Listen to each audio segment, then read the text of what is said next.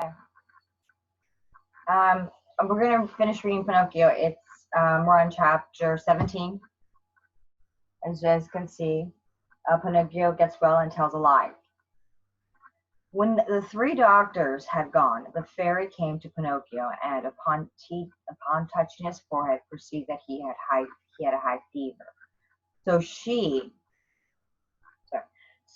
she put a white powder in a glass of water and gave it to him, saying gently, "Drink this, and after a while you will be well." Pinocchio gazed at the glass, made a wry face, and asked winningly,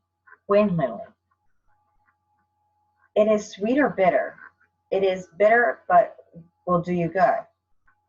"If it is bitter, I don't want it." "But listen to me, drink it." "But I don't like bitter things." "Drink it, and then I will give you a lump of sugar to take the taste out of your mouth." "Where's the lump of sugar?" "Here it is." "Give it to me." "Give it to me first, and then I'll take that medicine." "You promise?" "Yes."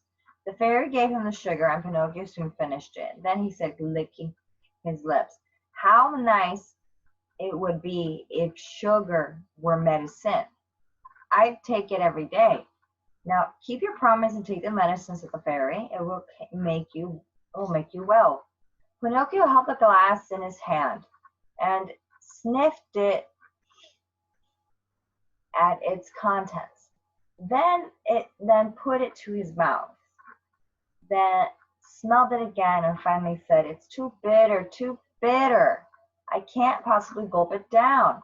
"How can you say that when you haven't tasted it?" "Oh, I can imagine. I can tell by the smell." "Give me a lump of sugar and then I'll drink it." So the fairy, with all the patience of an indulgent mamma, put another lump of sugar in his mouth and then handed him the medicine again. "Truly, I can't drink it," wailed the puppet with 1,000 grimaces. "Why?" "Because the pillow is too close to my face." The fairy moved the pillow. "It's no use. I can't drink it." "What else annoys you?" "The door is ajar."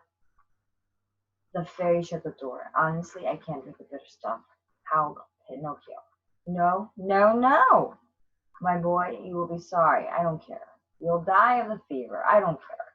I'd rather die than take that bitter medicine all night." "All right then," said the fairy. At this, the door opened and walked in 4 rabbits, black as ink and carrying a coffin on their shoulders. "What do you want?" cried Pinocchio, sitting up. "Well, we have come to take you away," said the largest rabbit.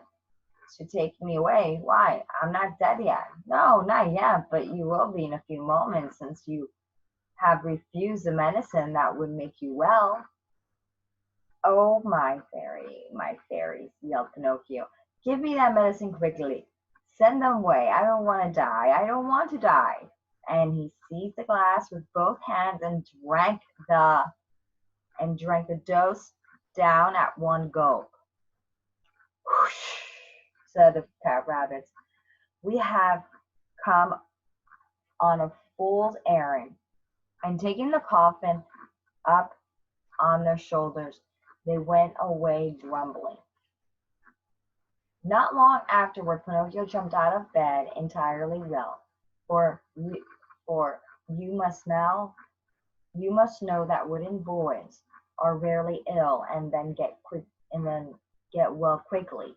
When the fairy saw him capering around the room, happy as a chicken that has just burst its shell, she said, "So my medicine has cruelly cured you?" "Yes, indeed. I had a close call." "Then why did you make such a fuss about taking it?" "Oh, boys are all alike. We are more afraid of the medicine than of the illness." "For shame! Boys ought to know that a good remedy taken in time often keeps a dangerous sickness, perhaps death." "The next time I shan't be so bad. I shall remember those black rabbits in the coffin. Then I'll take the medicine right away." "That's right. Now come and tell me how you happened to fall into the hands of thieves. Pinocchio told faithfully that all that had happened to him when he had ended. The fairy asked, "What did you do with the 4 gold pieces?" "I lost them," replied Pinocchio. But he told a lie because he had them in his pocket. The moment he said to this, his nose, which was already long enough, grew 4 inches. "Where did you lose them?" asked the fairy. "In the forest near here." At this second lie, at this second lie, the nose grew longer. "If you have lost them in the forest near here," said the fairy, "we shall soon find them, for everything here is always found." "Oh, no, I recollect," said the puppet. I did not lose the coins, but I swallowed them when I took the medicine." At the third lie, Pinocchio's nose grew so long that he couldn't turn around. If he turned one way, he struck it against the bedpost or the window. When he turned the other, he hit the wall or the door. The fairy looked at him and began to laugh. "Why are you laughing?" asked the puppet sheepishly. "I laugh at the foolish lies you have told." "How did you know they were lies?" "Lies, my boy, are recognized at once because they are of only 2 kinds. Some haven't short legs and others have long noses. Yours are the kind that have long noses." Pinocchio was so crestfallen that he tried to run away and hide himself, but he couldn't. His nose had grown so long that he couldn't get through the door. See chapter 18.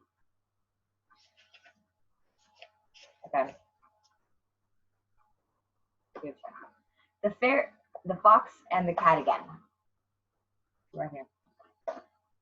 The fairy let the puppet cry a howl for a good half hour on account of his long nose. She did this in order to teach him a lesson upon the folly of telling falsehoods. But when she saw his eyes swollen and his face red with weeping, she was moved by pity for him. She clapped her hands together, and at that signal a large flock of woodpeckers flew into the window and alighting one by one upon Pinocchio's nose. They pecked so hard that in a few moments it was reduced to its usual size. "How good you are, dear fairy," said the puppet, weeping his eyes, "and how I love you." "I love you too," replied the puppet, "and if you would like to live here in my house, you shall be my little brother." "I would do so gladly, but my poor father, I have arranged all that. Your father has been told already and will join us before nightfall." "Truly," cried Pinocchio, dancing around with delight. "Then, my fairy, if you will let me, I would like to go and meet him. And I can't hardly wait to see the dear old man who has suffered so much for me." Go then. But be careful not to lose your way. Take the road to the forest, and you will surely meet him." Pinocchio set forth, and as soon as he was in the forest, he began to run like a deer. But when he reached a certain spot opposite the great oak, he stopped, thinking that he heard someone. In fact, he saw coming along the road. Whom do you suppose? Why, the fox and the cat, the same 2 persons who had supped him with at the Red Lobster Inn. "Well, if here isn't our dear Pinocchio," cried the fox, running up to him and throwing both arms around his neck. "How did you ever get here?" "How did you ever get here?" repeated the cat. "It's a long story," said the puppet, "which I shall have to tell you later. Do you know the other night after you had left me at the inn, I met 2 thieves on the highway." "2 thieves? Oh, my poor friend, and what did they want?" They tried to rob me of my money. Infamous, said the fox. Most infamous, said the cat. But I got away from them, continued the puppet. Then they pursued me, and after a long chase, they caught me and hung me upon a limb, that oak tree yonder. Who ever heard of such a thing? Said the fox. What a world we live in, where nobody can be safe anymore. Well, while they were talking, Pinocchio noticed that one of the cat's paws was tied up as if it were hurt. What's the matter with your paw? He asked. The cat tried to answer, but grew confused, so the fox answered for him. My friend is so modest, he doesn't like to talk. He got his foot hurt through mistaken kindness to a wolf. My friend has such a kind heart, and the fox wiped away a tear. Pinocchio also was very much touched by this. Never mind, he said, putting the cat on the shoulder. Where are you going now? Asked the fox of Pinocchio. I am on my way to meet my father, who may arrive here at any moment. And your money? Oh, I have that safe enough in my pocket, all except the coin I spent at the Red Lobster. And to think that those 4 gold pieces could so easily become 1,000 or 2 by tomorrow. Why don't you follow my advice and plant them in the wonder field? Today it is impossible. Some other day we might do it. Some other day will be too late, said the fox. Why? Why? Because this land has just been bought by a rich lord, and after tomorrow nobody will be permitted to plant these things in it. How far away is it? Not more than 2 miles. Will you come along now? In a half hour? In half an hour you'll be there. Then you can plant your coins at once, and in a few minutes you can harvest your 2,000, and this evening you'll have your pockets full. Will you come? Pinocchio hesitated. He remembered the advice of the good fairy, and of old Geppetto, and of the talking cricket. But he ended by doing like all silly little boys who want to please themselves. With a nod of his head, he said to the fox and cat, all right, I'm with you. And they started. After walking for about half a day, they came to a city called Bull's Trap. When they had entered it, Pinocchio saw in every street lean dogs yawning with hunger, shorn sheep which trembled from cold, plucked chickens which gaped for aid, butterflies without wings, peacocks whose tails had been cut off, and other forlorn animals. In the midst of his wretched throng, they passed from time to time fine carriages whose occupants proved to be some fox or magpie or vulture. Where is the wonder field? Demanded Pinocchio. Only a few steps further. In a proof of this, they went on through the city and stopped outside the walls in a deserted field that looked like other fields. Here we are, said the fox. Now just stoop down, dig a little hole with your hand, and plant your gold pieces. Pinocchio obeyed. He dug a hole and put the 4 coins in it, then covered it all over again. Now then, said the fox, bring a little water from that ditch and sprinkle over the place where you have planted the gold. Pinocchio went to the ditch, and as he had no bucket, he took off one of his shoes, filled it with water, and sprinkled the ground. Then he asked, is there anything else to do? Nothing else, replied the fox. Now we can go away. In 20 minutes, you can come back and find a little tree sprouting up with all its branches full of gold pieces. The silly puppet, almost crazy with joy at this prospect, thanked the fox and the cat 1,000 times and promised them a splendid gift. We don't wish anything, they replied. We are satisfied to have taught you how to get rich without labor. It is our best reward. With this bait, farewell to Pinocchio. Wished him a fine harvest and went their way. Okay, that's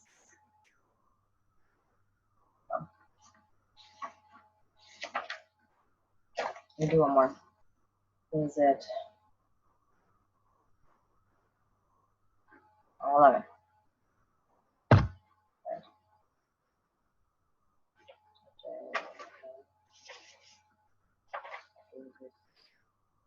19, sorry, chapter 19. Pinocchio is thrown into prison. Chapter 19.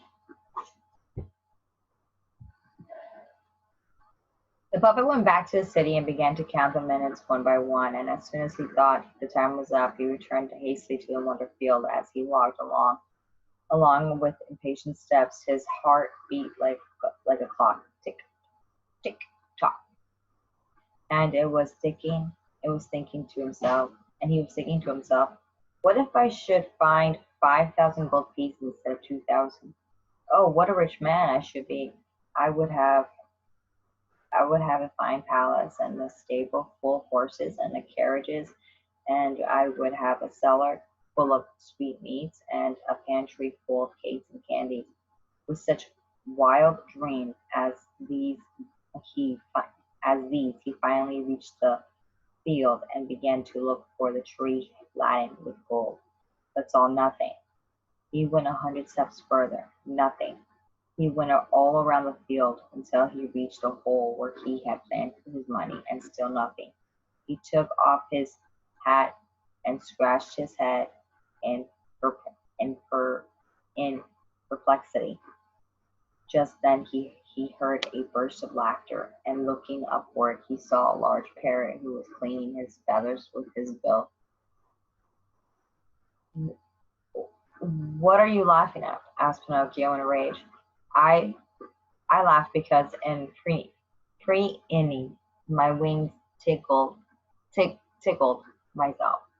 The puppet had no reply for this. He went again to the ditch and filling his shoe with water, he was before water as before sprinkled the earth above these treasures. Then behold another peal of laughter. Pinocchio, more impertinent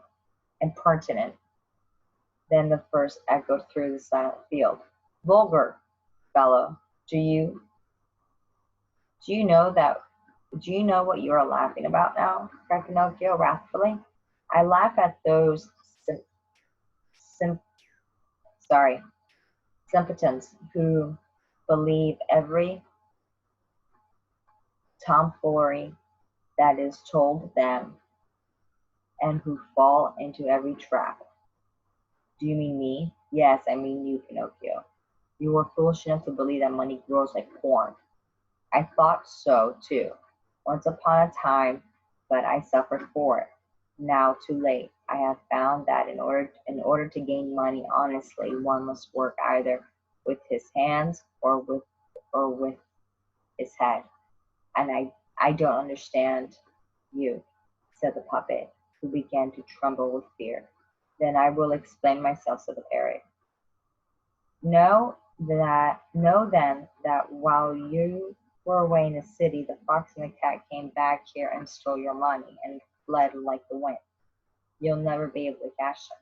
Pinocchio stood with open mouth and not wishing to believe the parrot's story.